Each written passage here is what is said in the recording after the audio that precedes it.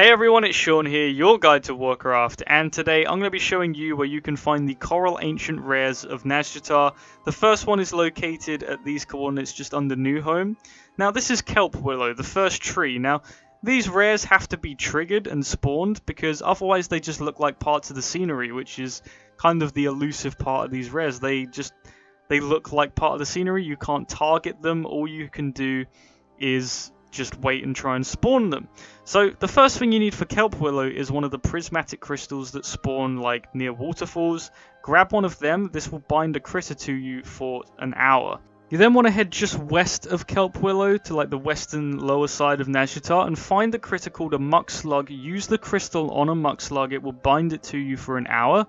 You then want to take the crystal back to Kelp Willow, and then when you get right underneath his feet, he will spawn and become attackable, and this part of the scenery will become a rare spawn. So what makes these rare spawns so important? They actually have a chance once a week to drop you a rep token, which will award you some rep upon handing it in. It's like the Coral Ancient Bark, and you can only get one a week off of one of them, so if you've already gotten one for the week, there's no point killing the rest of them.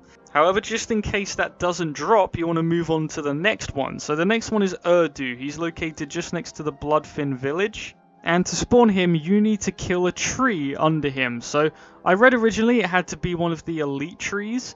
I tried that, it didn't work. So then I went and grabbed one of the non-elite trees, kited it under his feet, and then killed it, and it seemed to work that time. So again, one of the non-elite trees. I also found it useful to dismiss my companion as well, because they often taunted and killed it before I could actually kite it there. So do that if you can. Once you kill the smaller tree under the big tree, it will spawn Rhonu, he will become attackable, and then you can kill him. Moving on to the third tree, this is a Rhonu. Now he is just up top here at Zinashari, but for this one you need to spend some pearls, 40 in fact. You want to head here. This is where the drowned merchant spawned in the drowned market.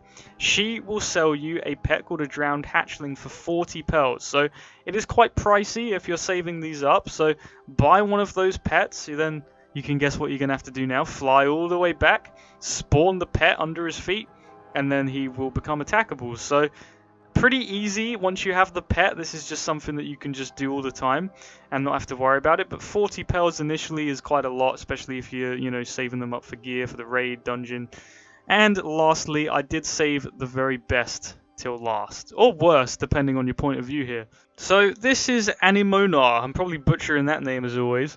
And for this, you need to kite a sky ray to him and kill it. But not any sky ray, not one of these bloated sky rays. You need to find the biggest sky ray in all of Nazjatar. So I found it around here in the middle of the map. This is the colossal sky ray. This flies very high up, so I only was able to do this with a flying mount. And you're going to need a goblin glider of some kind. So what I did is I demounted, tagged it, use my glider, and instead of gliding to the nearest surface, you have to keep going back in and keep attacking him because he will evade otherwise. You want to then kite him all the way down. I used this ledge. If you kite him too high up, he won't follow you down, so I managed to make it to this ledge. Now, he is very powerful. He has a lot of HP, and he has an ability which can do just over half your HP in one hit. So he is going to probably require a group if you plan on doing this. I was naive enough to think that, nah, I'm a Death Knight, I'll be fine without a group. And my HP was dropping rapidly. If you can get him to this ledge without him evading, you've done a good job. Then you want to kite him all the way back to the tree and kill him under the tree. This will spawn the tree. Now, you can see a lot more people on the screen. As I started doing it, I called it out in general chat, and a lot more people got involved. And because of them, we actually managed to kill it. This is definitely the hardest one of the 4 in terms of getting the spawn. So like I said, if you want to get your rep token for the week, it probably makes more sense to kill the easier ones first and use this one maybe as a last resort if it hasn't dropped yet. But that's all for this video, so thank you very much for watching. Be sure to subscribe for more guides and videos if this helped, and all my links are in the description box down below. I'll see you next time.